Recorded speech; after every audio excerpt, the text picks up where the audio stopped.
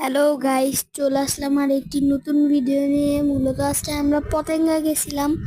পতেঙ্গা থেকে আসার সময় রাস্তার ভিউটা শুধু আপনাদেরকে দেখানোর জন্য ক্যামেরা অন করছি।